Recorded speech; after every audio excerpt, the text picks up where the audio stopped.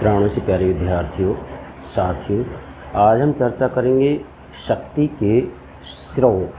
Lecture number 37, part number 9। मैंने note भी किया शक्ति के स्रोत, लेक्चर नंबर 37, पार्ट नंबर 9। बेटा, आपको यदि अंतर्राष्ट्रीय राजनीति को अच्छे से समझना है, और भले ही मैं कहूँ कि राष्ट्रीय राजनीति ही क्यों ना हो, व्यक्तिगत राजनीति क्यों ना हो, वास्तव में हमें शक्ति के स्रोत का ज़रूर पता होना चाहिए। जब तक हम शक्ति के स्रोत को नहीं समझेंगे तब तक घरेलू राजनीति, अंतर्राष्ट्रीय राजनीति को हम नहीं समझ सकते। घरेलू राजनीति मीन्स राष्ट्रीय राजनीति। और मैं तो ये कहूँगा कि भले ही राजनीति का कोई भी रूप क्यों ना हो, राजनीति का कोई भी प्रकार क्यों ना हो, आपको शक्ति के स्रोत की जानकारी होनी ही चाहिए। जब तक आपको शक्ति के स्रोत की जानकारी नहीं होगी, आप राजनीति को अच्छे से नहीं समझ सकते।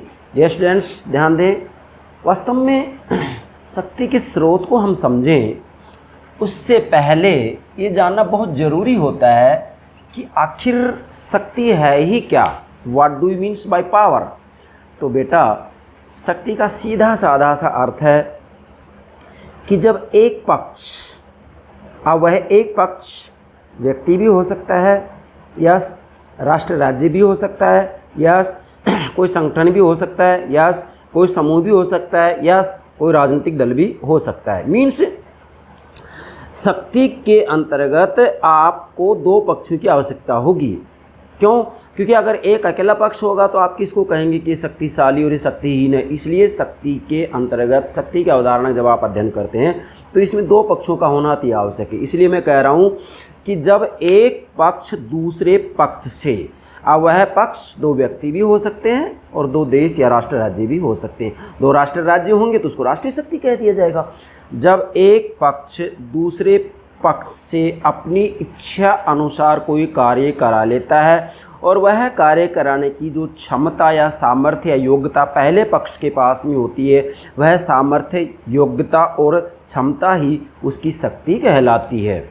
जैसे एक व्यक्ति दूसरे व्यक्ति के व्यवहार को नियंत्रित करने में सफल हो जाता है। एक व्यक्ति के पास इतनी सामर्थ्य है, इतनी क्षमता है, इतनी योग्यता है कि दूसरे व्यक्ति के व्यवहार को वह नियंत्रित कर लेता है, अपनी इच्छा अनुसार प्रभावित कर लेता है। तो वास्तविक रूप में उस व्यक्ति के पास, मीन्स पहले पक्ष के पास, पहले व्यक्ति के पास जो योग्यता है, जो क्षमता है, जो सामर्थ्य है, वह ही शक्ति कहलाती है। अब वास्तव में वह पक्ष एक राष्ट्र राज्य है कि एक राष्ट्र राज्य के द्वारा दूसरे राष्ट्र राज्य के व्यवहार को अपनी इच्छानुसार परिवर्तित कर दिया जाता है, या एक राष्ट्र राज्य दूसरे राष्ट्र राज्य से अपनी इच्छा अनुसार कोई कार्य करा लेता है, उसके व्यवहार को अपने अनुरूप परिवर्तित कर देता है। तो उसके आचरण को अपने अनुरूप परिवर्तित करने की जो क्षमता, सामर्थ्य, योग्यता पहले राष्ट्र राज्य के पास में है, वह क्षमता, योग्यता या सामर्थ्य ही शक्ति कहलाती है। इसका सीधा साधा सा भावार्थ ये होगा, जैसा कि मैंने यहाँ यह आपके लिए डायग्राम बनाया है। आप इस डायग्राम से शक्ति के स्रोत को आसानी से समझ सकते। भले ही आपसे राजनीति विज्ञान के अंतर्गत जब आप राष्ट्रीय राजनीति का अध्ययन करेंगे तो वहाँ पर भी शक्ति के स्रोत काम आएंगे, बाकी अंतर्राष्ट्रीय राजनीति के अंतर्गत तो ये आपके काम आएंगे ही आएंगे। अब चूँकि हम यहाँ विशेषकर, ये मैं आपको बता चुका हूँ, जैसे मैंने यहाँ नोट भी किया, व्यक्तियों राष्ट्रों के व्यवहार को नियंत्रित करने की सामर्थ्य, क्षमता, योग्यता ही शक्ति कहलाती है। अब जो ये राष्ट्रों, व्यक्तियों के व्यवहार को नियंत्रित करने की सामर्थ्य है, क्षमता है, योग्यता है, वास्तविक रूप में इसका स्रोत क्या है? मतलब किसके माध्यम से एक व्यक्ति ने दूसरे व्यक्ति के व्यवहार को नियंत्रित किया है? किसके माध्यम से एक राष्ट्र राज्य ने, एक देश ने दूसरे राष्ट्र राज्य, दूसरे देश के व्यवहार को नियंत्रित किया है? आखिर वो सामर्थ्य क्या है? आखिर वो योग्यता क्या है? आखिर वो क्षमता क्या है? बेटा, वो ही वास्तविक रूप में शक्ति के स्रोत कहलाते हैं। मतलब एक राष्ट्र राज्य दूसरे राष्ट्र राज्य के व्यवहार को जिस सामर्थ्य के आधार पर, जिस क्षमता के आधार पर, जिस योग्यता के आधार पर प्रभावित कर रहा है, एक राष्ट्र राज्य दूसरे राष्ट्र राज्य के आचरण को, व्यवहार को अपने अनुरूप परिवर्तित कर रहा है, तो उसके पास जो सामर्थ्य है, जो योग्यता है, जो क्षमता है, बेटा वो क्षमता, वो योग्यता, वो सामर्थ्य ही निश्चित रूप में शक्ति के स्रोत कहलाता है। क्या कहलाता है बेटा? शक्ति के स्रोत कहलाता है। समझे? अब सबसे पहली बात तो ये है कि शक्ति के स्रोतों की सूची बनाना संभव नहीं है। बेटा ध्यान दे, मतलब शक्ति के जो स्रोत होते हैं उनकी कोई निश्चित लिस्ट या सूची नहीं बनाई जा सकती। कारण क्योंकि विचारकों में यहाँ मतभेद है। अंतर्राष्ट्रीय राजनीति के विद्वानों में विचारकों में मतभेद है, इसको लेकर के, शक्ति के स्रोतों को लेकर के। तो यह बात तो आपको पहले ही नोट करनी है कि शक्ति के स्रोतों की सूची बनाना संभव नहीं है, मतलब इसकी निश्चित सूची, लिस्ट नहीं बनाई जा सकती कि भी शक्ति की ये स्रोत हो गए। नहीं नहीं नहीं, वास्तविक रूप में प्रत्यक्ष या अप्रत्यक्ष रूप में शक्ति के अनगिनत स्रोत होते हैं। कौन व्यक्ति किस बात से प्रभावित हो जाए, कौन राष्ट्र राज्य किस बात से प्रभावित हो जाए, इसका कोई अंदाज़ा नहीं लगाया जा सकता, केवल मोटी मोटी रूपरेखा बताई जा सकती है। चलिए बेटा, विचारकों में मतभेद है। अब देखें, मैंने यहाँ नोट किया अंतर्राष्ट्रीय राजनीति के अंतर्गत वास्तविक रूप में अंतर्राष्ट्रीय राजनीति का जो अभिनेता होता है बेटा, वो अभिनेता होता है राष्ट्र राज्य। राष्ट्र राज्य मीन्स अंतर्राष्ट्रीय राजनीति का जब आप अध्ययन करेंगे तो अंतर्राष्ट्रीय राजनीति का जो एक्टर होता है, जो कर्ता होता है, वो राष्ट्र राज्य होता है। जैसे आज संयुक्त राष्ट्र संघ के अंतर्गत हम देखें, यूएनओ के अंतर्गत जो सदस्य संख्या 193 देश हैं, तो ये 193 के 193 जो देश हैं वो अंतर्राष्ट्रीय राजनीति के अभिनेता हैं। ठीक है बेटा, तो राष्ट्र राज्य अंतर्राष्ट्रीय राजनीति का अभिनेता है। और अंतर्राष्ट्रीय राजनीति का उद्देश्य क्या होता है बेटा, समझना है इसको, राष्ट्रहित। अब देखो बेटा, सभी जो राष्ट्र राज्य हैं वास्तव में अपने अपने राष्ट्रीय हितों की रक्षा का ही प्रयास करेंगे। उनके द्वारा जो विदेश नीति बनाई जाएगी, उस विदेश नीति में प्राथमिकता इसी बात को होगी कि भाई उनके राष्ट्रीय हितों को सुरक्षित रखा जाए। और अंतर्राष्ट्रीय राजनीति के अंतर्गत जो साध्य और साधन होता है बेटा, वो कौन होता है? शक्ति होता है। मतलब शक्ति जो होती है अंतर्राष्ट्रीय राजनीति में, वो साध्य और साधन दोनों होती है। बाकी मैं साध्य और साधन शक्ति कैसे है इसके ऊपर अलग से लेक्चर अपलोड करूंगा। ये शक्ति की स्रोत के बाद में ही आपको मैं समझा दूंगा, क्योंकि इसको समझाना मुझे बहुत ज़रूरी है। तो आज हम चर्चा करें शक्ति के स्रोत की। तो अंतर्राष्ट्रीय राजनीति में जो शक्ति होती है वो साध्य और साधन होती है। मतलब अंतर्राष्ट्रीय राजनीति के अंतर्गत जो शक्ति होती है वो साध्य भी होती है और साधन भी होती है। ये साध्य कब होती है? जब एक राष्ट्र राज्य अपने राष्ट्रीय हितों की रक्षा के लिए अपनी शक्ति में लगातार वृद्धि करता रहता है, तो ऐसी स्थिति में शक्ति साध्य बन जाती है। और जब एक राष्ट्र राज्य अपने राष्ट्रीय हितों की रक्षा के लिए शक्ति का व्यवहार में प्रयोग करता है, भले ही फिर वह दंड के स्थान पर बल का प्रयोग करे, फोर्स का प्रयोग करे, जिसका कि उग्र परिणाम होता है युद्ध, लेकिन मूल बात यह है कि जब शक्ति का व्यवहार में प्रयोग किया जाता है तो साधन बन जाती है, और शक्ति वृद्धि का जब प्रयास किया जाता है तो ऐसी स्थिति में शक्ति साध्य बन जाती है। बाकी मैं साध्य और साधन पर अलग से कल लेक्चर अपलोड करूंगा। ठीक है बेटा, अब चूंकि हमें तो शक्ति की स्रोत की बात करनी है, तो शक्ति होती है अंतर्राष्ट्रीय राजनीति में साध्य और साधन होता है। अब जब अंतर्राष्ट्रीय राजनीति में शक्ति साध्य भी है और साधन भी है, तो ऐसी स्थिति में हमें ये मालूम होना जरूरी है कि शक्ति के स्रोत क्या हैं। ठीक है बेटा, अब इधर आइए। भले एक व्यक्ति राष्ट्र, मतलब यहाँ चाहे आप एक व्यक्ति की शक्ति की बात करें या एक राष्ट्र राज्य देश की शक्ति की बात करें, एक समूह की शक्ति की बात करें, राजनीतिक दल की शक्ति की बात करें, एक परिवार की शक्ति की बात करें, इसका भावार्थ सब जगह एक ही होगा, इसका अभिप्राय एक ही होगा। हाँ, संदर्भ बदल सकते हैं। जैसे संदर्भ दो व्यक्ति हो सकते हैं, दो राष्ट्र राज्य हो सकते हैं, दो समूह हो सकते हैं, दो राजनीतिक दल हो सकते हैं। अर्थ एक ही होगा कि जैसे मान लीजिएगा यहाँ हमने लिखा है व्यक्ति राष्ट्र शक्ति, अर्थात वास्तव में सबसे पहले तो ये देखें कि आखिर ये शक्ति क्या है। तो मैंने यहाँ लिखा है व्यक्तियों राष्ट्रों के व्यवहार को नियंत्रित करने की सामर्थ्य, योग्यता या क्षमता ही शक्ति कहलाती है। तो इसमें क्या होता है, जैसे दो पक्षों का होना जरूरी है। जैसे क नामक व्यक्ति होगा, ख नामक व्यक्ति होगा, या क नामक देश राष्ट्र राज्य होगा, ख नामक देश राष्ट्र राज्य होगा, या क नामक समूह होगा, ख नामक समूह होगा, क नामक राजनीतिक दल होगा, ख नामक राजनीतिक दल होगा। दो पक्षों का होना जरूरी है। अब इसमें कौन किससे अपनी बात मनवा रहा है? अगर क नामक व्यक्ति ख नामक व्यक्ति के व्यवहार को अपने अनुरूप परिवर्तित कर लेता है, या क नामक व्यक्ति ख नामक व्यक्ति के व्यवहार को नियंत्रित करने की सामर्थ्य रखता है, तो क शक्तिशाली होगा। और यदि ख नामक व्यक्ति के व्यवहार को नियंत्रित करने की सामर्थ्य रखता है, क्षमता रखता है, योग्यता रखता है, तो ख नामक व्यक्ति शक्तिशाली होगा। ऐसे ही राष्ट्र राज्य की बात आएगी। यदि क नामक राष्ट्र राज्य के व्यवहार को नियंत्रित करने की सामर्थ्य रखता है तो क नामक राष्ट्र राज्य शक्तिशाली होगा। और यदि क नामक राष्ट्र राज्य के व्यवहार को नियंत्रित करने की सामर्थ्य या योग्यता रखता है तो ख नामक राष्ट्र राज्य शक्तिशाली होगा। मूल बात यहाँ ये है, भले दो व्यक्तियों की बात हो, दो राष्ट्रों की बात हो, व्यक्तियों राष्ट्रों के व्यवहार को नियंत्रित करने की सामर्थ्य, अब आगे लिखेंगे आप, सामर्थ्य, योग्यता, क्षमता ही शक्ति कहलाती है। अब इसमें पक्ष दो व्यक्ति भी हो सकते हैं, दो राष्ट्र राज्य मतलब देश भी हो सकते हैं दो, इसी के साथ में दो दल भी हो सकते हैं, दो समूह भी हो सकते हैं, और मैं कहूँ दो परिवार भी हो सकते हैं। ठीक है बेटा, जैसे दो व्यक्ति भी हो सकते हैं, दो परिवार भी हो सकते हैं। अगर हम क्रम से चले, दो व्यक्ति हो सकते हैं, दो परिवार हो सकते हैं, दो समूह हो सकते हैं, दो राजनीतिक दल हो सकते हैं, दो देश या राष्ट्र राज्य हो सकते हैं। अब कौन किसके व्यवहार को नियंत्रित कर पा रहा है, मतलब कौन से पक्ष के पास ये सामर्थ्य है कि दूसरे पक्ष के व्यवहार को वो नियंत्रित कर पाता है। अगर नियंत्रित करने की सामर्थ्य उसके पास में है दूसरे व्यक्ति, दूसरे राष्ट्र राज्य के व्यवहार को, तो डेफिनेटली जो पहला पक्ष है वो शक्तिशाली होगा। तो इसका सीधा सा भावार्थ होगा। अब मूल बात ये है कि व्यक्तियों राष्ट्रों के व्यवहार को नियंत्रित करने की जो सामर्थ्य है, क्षमता है, योग्यता है, वही क्या कहलाती है बेटा, शक्ति। अब जो ये सामर्थ्य है, जो ये योग्यता है, क्या जो सामर्थ्य है, योग्यता है, क्षमता है, आखिर ये है क्या।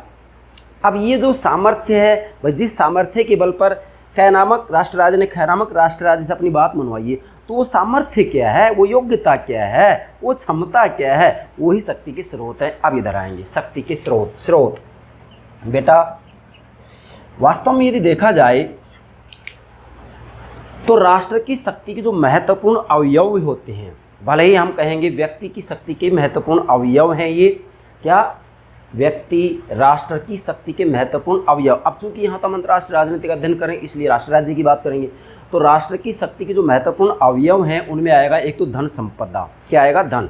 निश्चित रूप में धन संपदा शक्ति का एक महत्वपूर्ण स्रोत है। क्यों स्रोत है, क्योंकि आप देखिएगा कोई भी जो राष्ट्र राज्य होता है, क नामक राष्ट्र राज्य या भारत अमेरिका है मान लीजिएगा, तो क नामक राष्ट्र राज्य ख नामक राष्ट्र राज्य को धन दे करके उसके व्यवहार को नियंत्रित कर सकता है। और ये बात सही भी है, कोई भी राष्ट्र राज्य दूसरे राष्ट्र राज्य की आर्थिक सहायता करता है तो निश्चित रूप में सहायता करने वाले राष्ट्र राज्य की बात मानी जाती है। या एक व्यक्ति दूसरे व्यक्ति की आर्थिक सहायता करता है तो आर्थिक सहायता करने वाली व्यक्ति की बात मानी जाती है, मतलब दूसरे पक्ष के व्यवहार को पहला व्यक्ति नियंत्रित कर रहा है या अपने अनुरूप परिवर्तित कर रहा है। इसलिए धन संपदा वास्तविक रूप में जो है शक्ति का महत्वपूर्ण अवयव है। उसके बाद में प्राकृतिक संपदा के साधन, निश्चित रूप में किसी भी राष्ट्र राज्य की सामर्थ्य को आपको देखना है कि भी दूसरे राष्ट्र राज्य के व्यवहार को प्रभावित कर सकता है या नहीं, नियंत्रित कर सकता है या नहीं, तो इसके ऊपर डिपेंड करेगा कि उसकी प्राकृतिक संपदा के साधन कैसे हैं। कोई राष्ट्र राज्य ऐसा होता है जिसके पास प्राकृतिक संसाधन ना के बराबर होते हैं, कोई राष्ट्र राज्य ऐसा होता है जिसके पास प्राकृतिक संपदा, प्राकृतिक संसाधन पर्याप्त मात्रा में होते हैं। तो निश्चित रूप में जिसके पास प्राकृतिक संपदा होती है, मतलब हम कहें कि यहाँ पर दुनिया भर के खादान हैं, खाने हैं, तो निश्चित रूप में वो दूसरे राष्ट्र राज्य के व्यवहार को नियंत्रित कर सकता है। तो प्राकृतिक संपदा के साधन भी जो है राष्ट्र की शक्ति के महत्वपूर्ण अवयव हैं। इसके साथ में मानव शक्ति और शास्त्र, सबसे महत्वपूर्ण जो बात आती है शक्ति के जो अवयव हैं उसके अंतर्गत मानव शक्ति और शास्त्र। वास्तविक रूप में मानव शक्ति, देखो जो मानव शक्ति है ना, वो किसी भी राष्ट्र राज्य की बहुत बड़ी सामर्थ्य, क्षमता और योग्यता होती है। किसी राष्ट्र राज्य के अंतर्गत जो मनुष्य होते हैं, है ना, जो जनता होती है बड़ी आलसी प्रवृत्ति की होती है। किसी राष्ट्र राज्य में जनता बड़ी मैं कहूँगा कि मेहनती होती है, बहुत ज़्यादा परिश्रम करती है। तो निश्चित रूप में इन दोनों में भी अंतर आपको दिखाई देगा। ठीक है बेटा, जो मेहनती जनता है जिस राष्ट्र राज्य की, निश्चित रूप में उसकी सामर्थ्य ज़्यादा होगी, और जहाँ की व्यक्ति आलसी होते हैं उस राष्ट्र राज्य की क्षमता इतनी ज़्यादा नहीं होगी, सामर्थ्य इतना ज़्यादा नहीं होगा, योग्यता इतनी ज़्यादा नहीं होगी। अब उदाहरण देकर जैसे मैं समझाता हूँ, मान लो ये तो पहले आप नोट करें कि धन संपदा, प्राकृतिक संपदा के साधन और मानव शक्ति और शास्त्र, ये किसी भी राष्ट्र की शक्ति के महत्वपूर्ण अवयव हैं, भले ही वह कोई भी राष्ट्र राज्य क्यों ना हो। लेकिन निश्चित रूप में कभी कभी इसके विपरीत भी दिखाई देता है हमें। कैसे, जैसे संयुक्त राज्य अमेरिका है, संयुक्त राज्य अमेरिका दूसरे विश्व युद्ध से पहले की बात यदि की जाए तो वास्तव में इसके पास धन तो था, लेकिन दूसरे राष्ट्र राज्यों के व्यवहार को ये नियंत्रित नहीं कर पा रहा था, इसलिए अमेरिका को शक्तिशाली नहीं कहा जा सकता। दूसरी तरफ जर्मनी की बात आती है तो जर्मनी प्रथम विश्व युद्ध से पहले तक बहुत ज़्यादा शक्तिशाली था, कारण जर्मनी दूसरे राष्ट्र राज्यों के आचरण को नियंत्रित करने की सामर्थ्य रखता था। लेकिन प्रथम विश्व युद्ध में जैसे इसकी पराजय हुई, उसके बाद में वास्तविक रूप में जर्मनी की जो दूसरे राष्ट्र राज्यों को नियंत्रित करने की सामर्थ्य थी, योग्यता थी, क्षमता थी, वो जाती रही। हालांकि अब आज की बात करें तो जर्मनी धीरे धीरे अपनी सामर्थ्य, योग्यता और क्षमता को बढ़ा रहा है और शक्तिशाली राष्ट्र राज्यों की गिनती में आता जा रहा है। एक उदाहरण मैं और दूंगा अरब देशों का, है ना। इसमें जैसे ईरान, इराक की बात करें हम, अरब देश, तो अरब देशों के पास क्या है, जैसे तेल का अकूत भंडार है, तो ये वास्तविक रूप में अपने तेल के अकूत भंडार के आधार पर ही अन्य राष्ट्र राज्यों के आचरण को, व्यवहार को नियंत्रित करने की सामर्थ्य रखते हैं। मतलब तेल के आधार पर इनके पास जो सामर्थ्य किसकी है, तेल की है। तो डेफिनेटली देखा जाए तो अरब देश जो हैं, भले ही छोटे छोटे राष्ट्र राज्य हैं, लेकिन इनके पास तेल की सामर्थ्य है, तेल की क्षमता है, जिसके आधार पर बड़े से बड़े राष्ट्र राज्य के आचरण के प्रभावित कर पाते हैं। ठीक है बेटा, तो ये हो गए शक्ति के महत्वपूर्ण अवयव है। इसी के आधार पर शक्ति के कई स्रोत हो सकते हैं, शक्ति के कई स्रोत हो सकते हैं। अब शक्ति के स्रोत की बात आती है तो सबसे पहला स्रोत होता है ज्ञान, नॉलेज। पहला स्रोत है ज्ञान, नॉलेज, है ना। जैसे कहा भी जाता है नॉलेज इज़ पावर, ज्ञान ही शक्ति है, कहा जाता है ना बेटा। तो निश्चित रूप में कोई भी राष्ट्र राज्य हो, अगर वहाँ पर ज्ञान का, नॉलेज का अथाह भंडार है, तो निश्चित रूप में वह राष्ट्र राज्य दूसरे राष्ट्र राज्य के व्यवहार को नियंत्रित कर सकता है। और दूसरे राष्ट्र राज्य के व्यवहार को जब नियंत्रित करने की सामर्थ्य उसके पास में, तो वो सामर्थ्य किसकी है, ज्ञान की है। ज्ञान के आधार पर, नॉलेज के आधार पर दूसरे राष्ट्र राज्यों के व्यवहार को नियंत्रित कर पाता है। और वास्तव में जो नॉलेज है, जो ज्ञान है, इस ज्ञान से शक्ति के अन्य स्रोतों को भी खरीदा जा सकता है निश्चित। पर इसके साथ में, अब नॉलेज तो है ही है, पर इसके साथ में प्राप्तियां और उपलब्धियां, इसको आप पूरा लिख सकते हैं, प्राप्तियां और उपलब्धियां। बेटा प्राप्तियों और उपलब्धियों के अंतर्गत वास्तविक रूप में आर्थिक सामर्थ्य की बात आती है कि उनके पास वास्तविक रूप में आर्थिक सामर्थ्य कितनी है। किसी भी राष्ट्र राज्य के पास में यदि अथाह धन है, उसके पास यदि हम कहें कि आर्थिक सहायता करने के लिए पर्याप्त मात्रा में धन है, तो निश्चित रूप में दूसरे राष्ट्र राज्यों के व्यवहार को नियंत्रित कर सकता है। इसलिए प्राप्तियां और उपलब्धियां भी शक्ति का एक महत्वपूर्ण स्रोत है। नेक्स्ट है संपत्ति और संपदा। अब इसमें ध्यान दें, जो कि प्राप्तियों में ही आ जाता है ये संपत्ति। अब किसी भी राष्ट्र राज्य के पास कितनी संपत्ति है, प्रॉपर्टी कितनी है, तो इसके ऊपर भी ये निर्भर करेगा कि जिस राष्ट्र राज्य के पास में जितनी ज़्यादा संपत्ति है, प्रॉपर्टी है, वह दूसरे राष्ट्र राज्य के व्यवहार को इतना ही प्रभावित कर सकता है। लेकिन कभी कभी ये सत्य नहीं होता है। जैसे संयुक्त राज्य अमेरिका है, दूसरे महायुद्ध से पहले इसके पास धन तो था, लेकिन दूसरे राष्ट्र राज्य के व्यवहार को नियंत्रित नहीं कर पा रहा था, क्योंकि धन के साथ साथ और भी तो स्रोत चाहिए। एक अकेला स्रोत वास्तविक रूप में किसी भी राष्ट्र राज्य को इतनी सामर्थ्य नहीं दे पाता है कि दूसरे राष्ट्र राज्य के व्यवहार को नियंत्रित कर सके। इसलिए शक्ति के सभी स्रोत महत्वपूर्ण होते हैं, संपत्ति भी और इसके बाद में संपदा। मतलब वहाँ वास्तविक रूप में देखा जाए तो प्राकृतिक जो संसाधन है वो कितनी मात्रा में, किसी राष्ट्र राज्य के पास में प्राकृतिक संसाधन बहुत ज़्यादा होते हैं, जबकि किसी के पास में ना के बराबर होते हैं। जिसके पास जितने ज़्यादा संसाधन होंगे उसके पास उतनी ही सामर्थ्य होगी और दूसरे राष्ट्र राज्य के व्यवहार को नियंत्रित कर सकता है। संगठन बेटा, संगठन भी शक्ति का एक स्रोत होता है। कहा भी जाता है संगठन में ही शक्ति है। अब निश्चित रूप में कोई भी राष्ट्र राज्य हो, उस राष्ट्र राज्य के अंतर्गत कितनी एकता और संगठन पाया जाता है। अगर उस राष्ट्र राज्य के अंतर्गत जाति धर्म के आधार पर ही मतभेद बना हुआ है, तो निश्चित रूप में वो राष्ट्र राज्य दूसरे राष्ट्र राज्य के व्यवहार को नियंत्रित नहीं कर सकता। और एक राष्ट्र राज्य ऐसा है जिसके अंतर्गत पूर्ण रूप में एकता है, एकजुटता है, संगठन है, तो निश्चित रूप में दूसरे राष्ट्र राज्यों के व्यवहार को नियंत्रित करने की सामर्थ्य रखता है। तो संगठन भी दूसरे राष्ट्र राज्यों के व्यवहार को नियंत्रित करने का एक सामर्थ्य, शक्ति का एक स्रोत है संगठन, है ना। जैसे कह भी देते हैं कि संगठन में ही शक्ति है। अब भले परिवार की बात आए, तो परिवार भी यदि संगठन में है तो निश्चित रूप में वो दूसरे परिवारों को प्रभावित करेगा, दूसरे परिवारों को अपने नियंत्रण में कर सकता है। और परिवार में ही यदि मान लीजिएगा आपसी मतभेद है, कलह है, फूट है, तो निश्चित रूप में वो परिवार इतना शक्तिशाली नहीं हो सकता है। संगठन भी शक्ति का एक स्रोत है। लास्ट है राष्ट्र का आकार।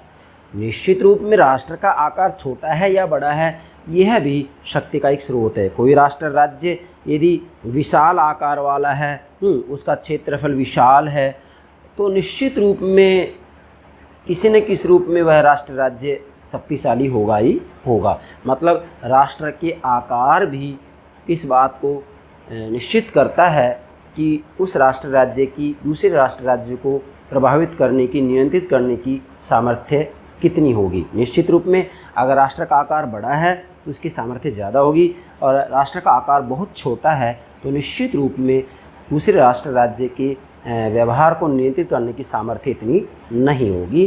तो ये ज्ञान के स्रोत हो गए। फिर से बोल रहा हूँ, यहाँ पर दोहरा रहा हूँ, फिर से बोल रहा हूँ। ज्ञान नंबर 1, नंबर 2 प्राप्तियाँ एवं उपलब्धियाँ, पूरा लिखे, प्राप्तियाँ एवं उपलब्धियाँ। 3 संपत्ति और संपदा, संपत्ति और संपदा, ठीक है बेटा। इसके बाद में चौथा है संगठन। नंबर 1 ज्ञान, 2 प्राप्तियाँ उपलब्धियाँ, 3 संपत्ति और संपदा, 4 संगठन, 5 राष्ट्र का आकार।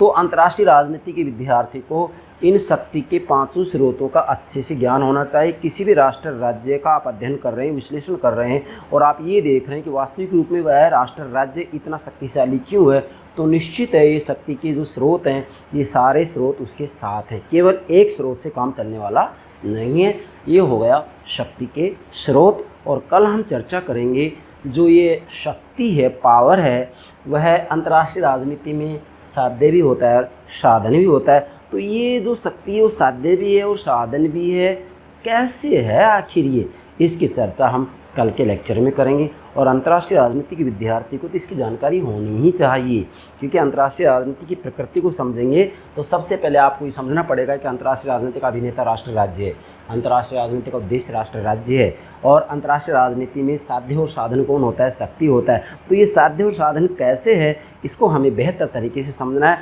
और यूपीएससी यूजीसी नेट में किसी भी रूप में शक्ति, साध्य और साधन है, इसके ऊपर प्रश्न पूछा जा सकता है। आपको तैयार रहना है, ठीक है बेटा। मुझे विश्वास है शक्ति के स्रोतों को आप अच्छे से समझ लेंगे। यस बेटा, okay, thank you very much, thank you very much.